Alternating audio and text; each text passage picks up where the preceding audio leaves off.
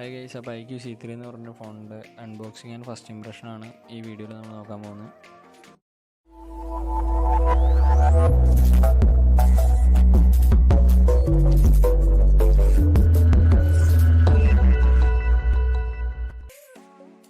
അപ്പോൾ അൺബോക്സിങ്ങിലേക്ക് കിടക്കുന്നതിന് മുമ്പ് നമുക്ക് ഇതിൻ്റെ ഏകദേശം കാര്യങ്ങളൊക്കെ ഒന്ന് മനസ്സിലാക്കാം. നമുക്ക് ഇതിന് കമ്പനി കൊടുത്തിരിക്കുന്നത് 6.58 ഇഞ്ചിൻ്റെ IPS LCD ഡിസ്പ്ലേ ആണ്. പിന്നെ ഈ ഫോണിന് കൊടുത്തിരിക്കുന്ന ഒരു വാട്ടർ ഡ്രോപ്പ് നോച്ചാണ്. സാധാരണ ഈ പ്രൈസ് റേഞ്ചിലെല്ലാം 5G ഡിസ്പ്ലേ ആണ് കൊടുക്കാറ്. പിന്നെ ഈ പ്രൈസ് റേഞ്ചിൽ 5G പ്ലസ് പെർഫോമൻസ് ഉള്ള ഒരു ഫോൺ ഇത് തന്നെയാണ്. നമുക്ക് 55 വാട്ട്സിൻ്റെ ഫാസ്റ്റ് ചാർജിങ്ങിൻ്റെ ഒപ്പം നമുക്ക് സ്നാപ്ഡ്രാഗണിൻ്റെ 768G ചിപ്സെറ്റാണ് കൊടുത്തിരിക്കുന്നത്. പിന്നെ അതിൻ്റെ LPDDR4X റാമും പിന്നെ UFS 2.2 സ്റ്റോറേജുമാണ് ഈ ഫോണിന് കൊടുത്തിരിക്കുന്നത്. പിന്നെ ഈ ഫോണിന് 120 ഹെർട്സിൻ്റെ റിഫ്രഷ് റേറ്റ് വരുന്നുണ്ട്. പിന്നെ ഇതിനകത്ത് എക്സ്റ്റൻഡഡ് റാമിൻ്റെ ഫീച്ചറുണ്ട്.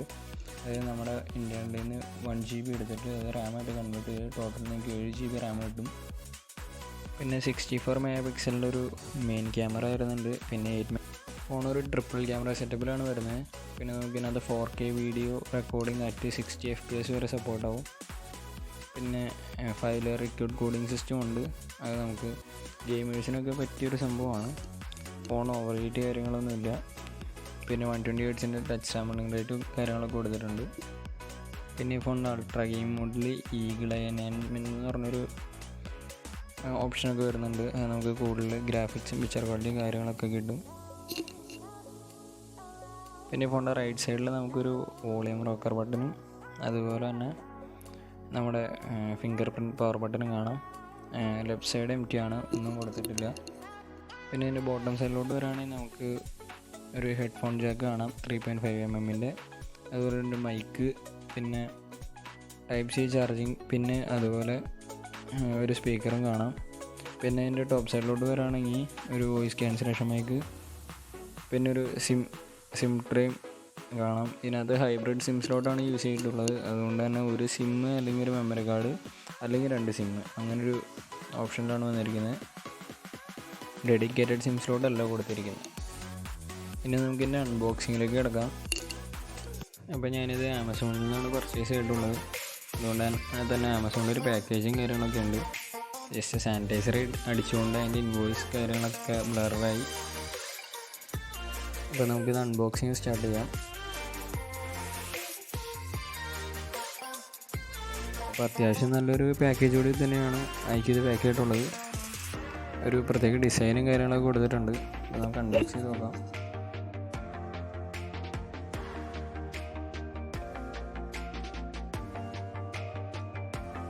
പിന്നെ ഇതിനകത്ത് എല്ലാ ഫോണിനുള്ള പോലെ തന്നെ സൈഡിൽ സീല് കാര്യങ്ങൾ കൊടുത്തിട്ടുണ്ട് 2 സൈഡും. അതിനെ ജസ്റ്റ് ഇപ്പം ഒന്ന് ഓപ്പൺ ചെയ്യുകയാണ്.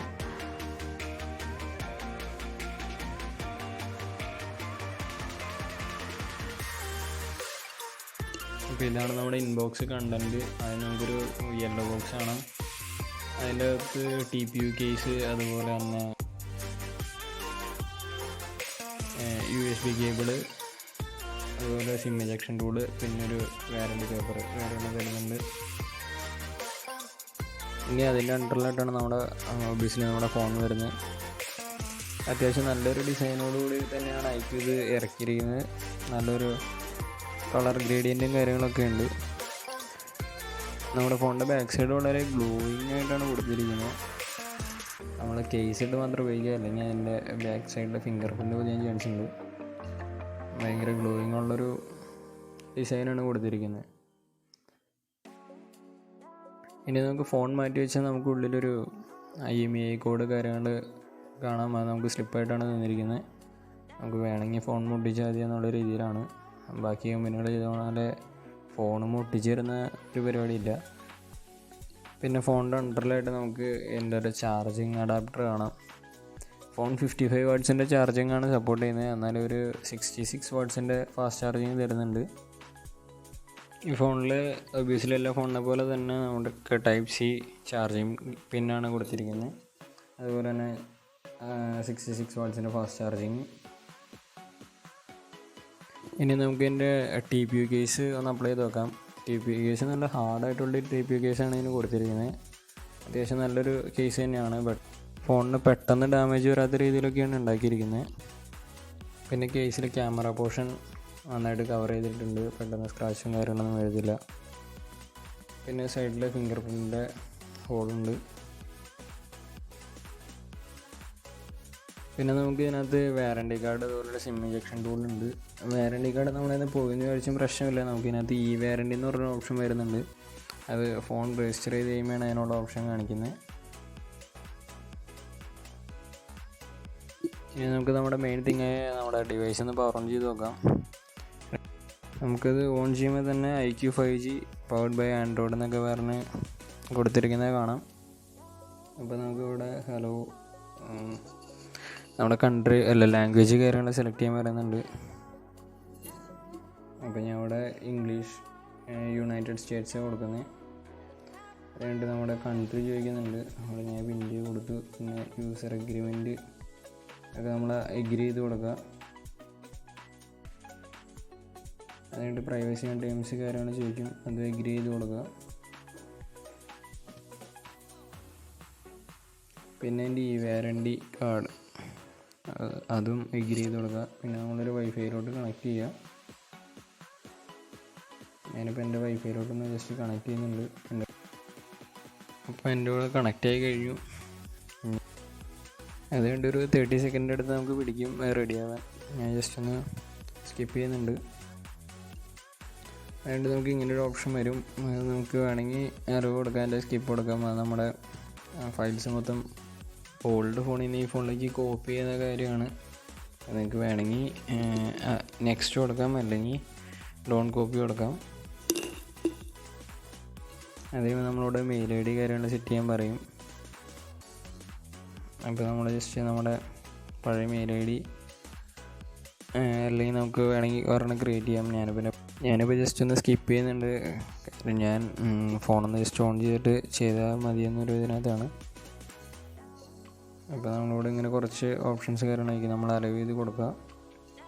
അതായത് നമ്മളോട് സ്ക്രീൻ ലോക്ക് സെറ്റ് ചെയ്യാൻ പറയും. അപ്പോൾ ഞാൻ ജസ്റ്റ് ഫിംഗർ പ്രിൻറ്റ് കൊടുത്തു.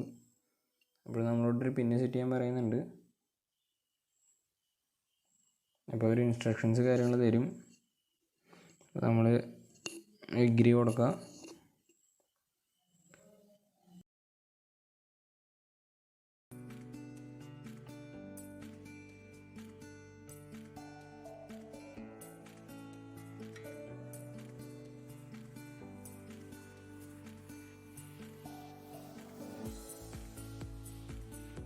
അതുകൊണ്ട് നമുക്ക് ഇങ്ങനൊരു ഓപ്ഷൻ വരും, ഇമ്പോർട്ട് ഡേറ്റ എന്നൊക്കെ പറഞ്ഞിട്ട് ജസ്റ്റ് സ്കിപ്പ് ചെയ്ത് കൊടുക്കുക.